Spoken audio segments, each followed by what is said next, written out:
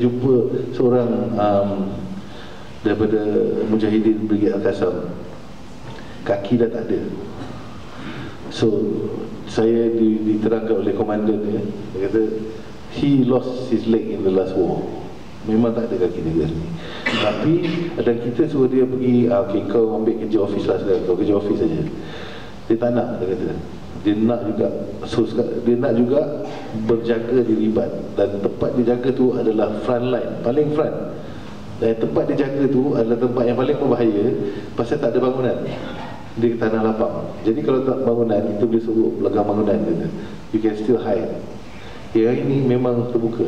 Jadi kalau tank datang ke apa ke, dia tak ada tempat nak sembunyi. You memang front line lah, sangat-sangat. Kita pun dekat situ pun macam cuak sangat kan. Pasal kita sama-sama kat front line benda tu, tapi malam lah. Dan dia cerita kat saya, dia kata, jadi habis-habisan dia nak fight lagi. Walaupun dia satu kaki je. Kan? Tak ada prostetik, tak ada apa. Dia memang betulkan kata. So permintaan dia telah diterima oleh komandan-komandan Al-Qassam. Pasal dia punya argument satu je, dia kata, kaki saya dah masuk syurga, tinggal saya je belum sampai. Kan? Dia punya semangat dalam ubat saya pun. Dan bila you kat sana, you jadi tak takut. Bila mula-mula nak pergi sana tu, sebenarnya masa keluar newspaper lah, orang kata Aflin nak pergi dengan kawan-kawan apa semua, muka semua muka yes je, yes. Tapi dalam hati tu macam gede. Bila kita sampai sana di Mesir, semakin dekat kita naik van daripada Kahirah pergi ke Rafah. Semakin dekat kita ke Rafah, semakin banyak peralatan ketenteraan. Mesir pun macam semakin dekat ke Rafah, tiba-tiba mula-mula nampak checkpoint satu nampak machine gun ni, checkpoint dua ada machine gun dengan grenade, checkpoint ketiga machine gun, grenade, missile launcher, next one ada tank, lepas tu ada tank dengan anti-aircraft punya. So macam kita rasa macam nak masuk zon perang ni kan. Dan bila kita cross Rafah dan saya masuk, pada ketika itu waktu malam, first thing orang OIC tunjuk saya, this building was shot by an F-16. Dia tunjuk memang hancur berderai bangunan ni. It's a whole block. Saya cakap ni apa ni? Ni pusat tempat Al-Qassam ke? Bukan, kata. Ini residential home, kata. So dia kata residential home, tak ada tiles ke apa, tak ada. Ni residential saja, kata. So residential. So the first thing yang saya nampak masa masuk Gaza adalah rumah yang kena bom. Second thing yang saya nampak adalah chicken shawarma dengan kebab pun dia bagi. Pasal lepas itu kita pergi makan. Dan makan pun saya ingat, pasal kita punya ketua mission Tuan Nur Azmi cakap must be prepared. Sana makan susah, apa susah, semua susah. Mandi pun susah, apa pun susah. Kan sabun bawa sendiri. Macam pergi camping, bawa sendiri sabun semua kan. Ui, betul susah betul ni, sabun pun tak ada kan. Masuk sekali, duduk makan susah ni, negara makan susah ni. Duduk ada chicken shawarma lah, apalah kan. Dan saya tengok kat saya punya mission leader ni, macam ni makanan susah ke? Dia kata kan. Tapi itu budaya sebenarnya, apa yang saya belajar, itu budaya dia orang menjaga tetamu. Semua mengikut sunnah gitu. Jadi tetamu didahulukan tetamu makan. Tak pernah kita makan tak terbaik kat sana. Setiap kali kita pergi ke mana-mana pun dia bagi kita makan terbaik kan. Dan macam saya pergi rumah satu family, kita makan sama-sama, makan dulang, makan nasi Arab tu, makan nasi tu. And then yang tak habis dia akan simpan, bagi family dia makan kan. Dia sangat, kita pun masa. Dan semua orang yang kita jumpa tolong datang rumah saya, datang for lunch, come for lunch, please come makan tengah hari. Tak kenal kita ni, tak apa, come, my mother will cook for you something really nice. Betul-betul tak kenal, betul-betul. Tapi dia kita datang ke sana, dia punya macam seronok. Pasal satu benda yang Abdul Rahim ni NGO yang kita yang menjaga kepentingan Asal Sharif kat sana, Abdul Rahim Shihab dia. Shihab Shihab kan, Abdul Rahim Shihab. Dan Abdul Rahim Shihab ni dia kata, you guys coming here is strength for us. You datang beribu batu daripada Malaysia, dia kata. Negeri Islam datang ke sini untuk menyokong adalah sesuatu kekuatan bagi kita kekuatan, kata. We don't want you to come here and fight. No need. Let us fight.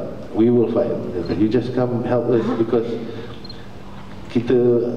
our country is broken. So we need to fix. Itu je. Bantuan-bantuan kita adalah untuk fix country dia saja. Dan sebab tu kita pun tak ada panggil menderma kan. Kita bukan menderma, pasal kita bukan derma sebenarnya bagi dia. Kita menyumbang. Menyumbang is the accurate word. Dekat Gaza, if you try to derma to anybody, nobody will take any derma. Kita jumpa budak-budak nak bagi dia orang duit ke, nak bagi dia orang tak nak. Kalau kita pergi mana-mana saja kan, even di Mekah pun ada orang minta sedekah tu. Dekat kalau pergi Jakarta, mana-mana lah. Kita pergi mana-mana semua ada mesti budak-budak. Kalau kereta lalu mesti ada budak-budak minta sedekah. Dekat Gaza, kita berhenti, budak-budak datang. So kita confirm lah, standby lah, semua masuk ke bukit. Duit, nak bagi gula-gula ke poket, duit ke. Dia datang, dia tengok kita, what is your name? Oh, my name Afdalin. Oh, where are you from? Malaysia. Oh, you Chinese? Kalau orang siapa datang dari Asia semua Chinese. So we're not Chinese, Malay. Sampai ada berada tu cameraman tu Indian man, you Chinese. Dia punya gelak. Aku kata banyak orang panggil aku macam-macam lah. Tak pernah orang panggil aku Chinese gitu. Tapi dia nak borak je. Dia datang kat kita punya transport, nak borak dengan kita, nak cakap hello, and then banyak datang, welcome to Gaza kan. And then dengan senyum dengan kita orang macam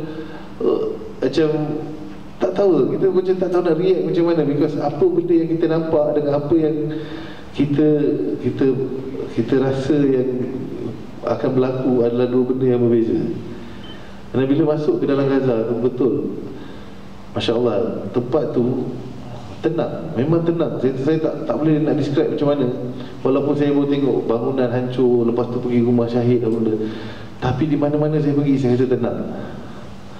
Saya rasa tenang sangat-sangat. Saya tak tahu kenapa. And masjid setiap waktu penuh kan, bukan jemaat saja, subuh pun penuh. Pergi semayang subuh penuh macam semayang Jumaat. And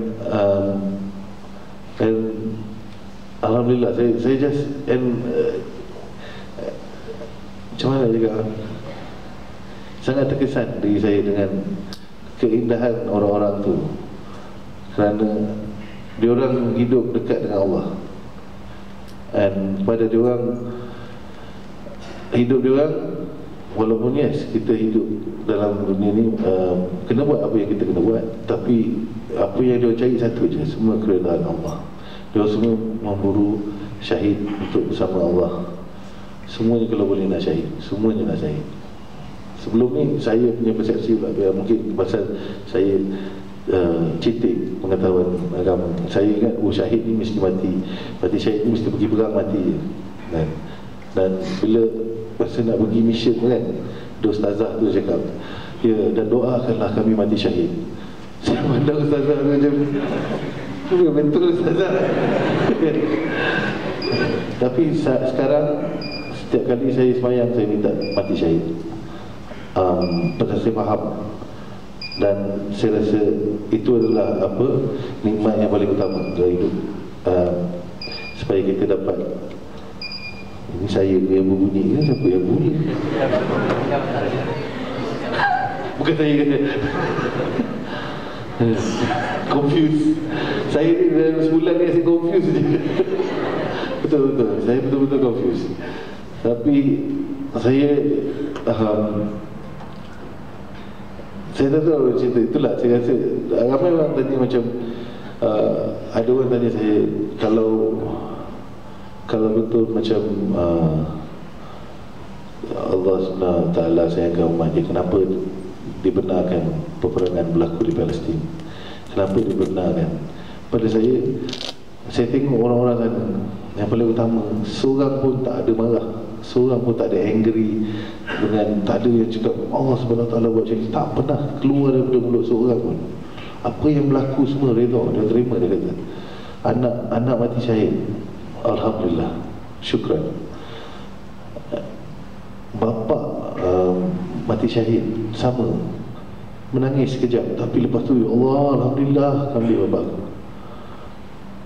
Dia punya memang kelainan dia daripada pemikiran kita tu, itu yang betul-betul macam menggoncang saya. Saya rasa dia